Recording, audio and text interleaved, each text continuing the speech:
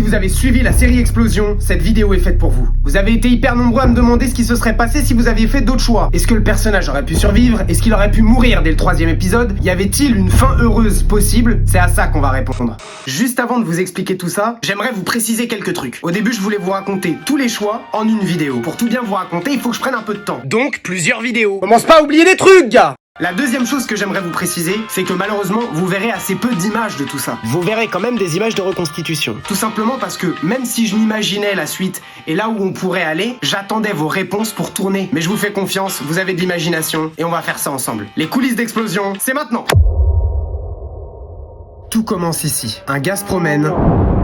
Une explosion éclate. On sait pas ce que c'est, on voit pas de fumée. Bon, il se trouve que moi, à ce moment-là, je sais déjà que j'ai pas envie de faire un truc sur la guerre, mais que j'ai envie de faire un truc sur l'écologie. Un pote appelle, ça coupe, et on arrive au premier choix. Rentrer chez nous ou foncer chez notre pote. Et vous avez choisi, foncer chez notre pote. Les frérots, je précise quand même que le gars a jamais dit qu'il était chez lui, hein. Quelle aurait été l'histoire si vous aviez répondu, on rentre direct? Si on était rentré direct, déjà la télé aurait fonctionné. Du coup, on aurait appris plein de trucs. Que la Terre a déclenché des séismes, des tsunamis, des éruptions volcaniques, qu'il y a des centaines de milliers de morts à travers la planète. Quoi? Bref, on aurait été directement dans l'ambiance. Autre chose qu'on aurait appris direct, d'étranges appareils ont été localisés dans le ciel. Donc un truc qu'on a appris au tout dernier épisode dans la série, on l'aurait appris dès le 2e épisode. En regardant les infos, on aurait tout de suite su ce que le gouvernement préconise, à savoir... Alerte. Rejoindre des bunkers. Sauf qu'à ce moment-là, notre mère aurait appelé pour nous dire Vite, il faut que tu rentres, il faut que tu viennes à la maison, il faut que tu viennes à la maison. Vous auriez eu affaire à votre deuxième choix. Est-ce qu'on rejoint notre daronne ou est-ce qu'on rejoint un bunker? Bon, déjà, si on avait choisi de rejoindre le bunker, on serait mort. J'aurais très probablement rajouté des péripéties jusqu'à l'arrivée là-bas. Mais ce que je peux vous dire avec certitude, c'est que si on avait choisi cette option, ça aurait été la mort la plus rapide du jeu. Globalement, on aurait claqué très vite, au même titre que toute l'humanité, quoi. Si on avait tenté de rejoindre notre mère, on aurait fait notre sac, un petit peu comme dans la version que vous avez vue, sauf que sur le chemin, on se serait fait agresser par une team à la Walking Dead.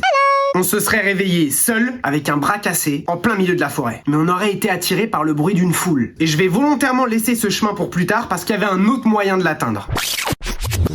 Retour au premier choix. Imaginons cette fois qu'on décide de courir chez notre pote. Même si je maintiens qu'on sait pas du tout où il est, le gars. Vous le savez, en allant chez le pote, on va tomber sur un sac. À la fin de l'épisode 2, je vous demandais ça. Est-ce que je le fouille ou est-ce que je rentre au plus vite? Vous m'aviez répondu. Il fallait que je rentre chez moi au plus vite. Mais pas question de laisser le sac. On prend le sac, on rentre vite fait et on fouille à la maison. Ce qui était très bien vu, je dois le reconnaître. Imaginons cette fois que vous aviez dit on fouille le sac sur place. Si on avait opté pour ce choix, on aurait croisé le mystérieux pote qui revient chez lui en courant. On se serait réfugié dans son domicile et donc on aurait fini de fouiller le sac avec lui. On aurait trouvé le couteau, on aurait trouvé le bif, on aurait trouvé aussi la cassette. Vous vous souvenez de cette petite cassette? Sauf que le poteau, il en a un de caméscope. Donc on aurait pu découvrir ensemble ce que contenait la cassette. Parce que dans cette cassette, il y avait une vidéo du vaisseau spatial. Donc on aurait appris direct qu'il y avait des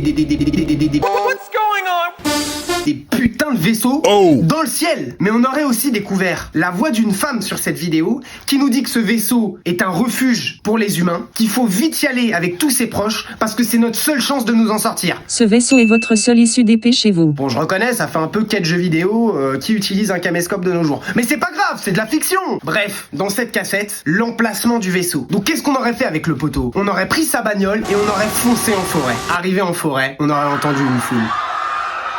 Ça vous rappelle pas quelque chose, la foule? Celle qu'on a entendue après s'être fait bolos par la team de Walking Dead, là. Shame. On arrive au même point, avec un élément fondamental.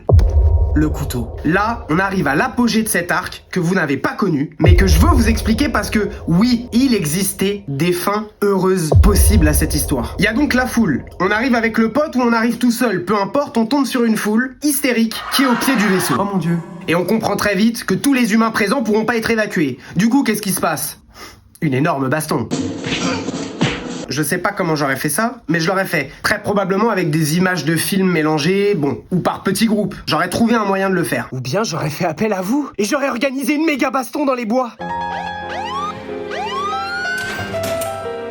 Le fait est qu'une baston se déclenche. Et là, il y a deux possibilités. Soit vous avez le couteau, soit vous l'avez pas. Si on a le couteau, on serait rentré dans la baston pour se faire notre place dans ce putain de refuge. Sauf que la morale de l'histoire, ça aurait été quoi? Que les extraterrestres, ils sont venus prendre un petit échantillon de l'humanité pour la reconstruire ailleurs et qu'ils sont pas chauds de prendre avec eux des humains fils de pute. Donc globalement, on aurait pris le même tarif qu'à la fin de votre version. Grosse explosion avec le poteau, boum, terminé.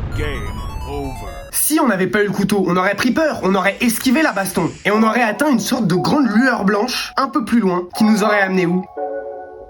Dans le refuge. Oui, cette version, c'était bel et bien une manière que l'aventure Explosion se termine bien. On aurait fait partie de l'échantillon humain qui va servir à reconstruire l'humanité. Ça, c'était l'arc numéro 1. N'hésitez pas à me partager vos théories, à me dire si vous auriez peut-être préféré que l'histoire parte dans ce sens, et surtout à débattre avec vos potes, parce que dans le fond, c'est à ça que ça sert les vidéos. Vous auriez fait quoi, vous, si vous aviez été seul ? Dans la prochaine vidéo, on aborde un nouvel arc, un petit peu plus proche des choix que vous avez faits. Abonne-toi et active la cloche si t'as envie d'être au courant. Force et imagination.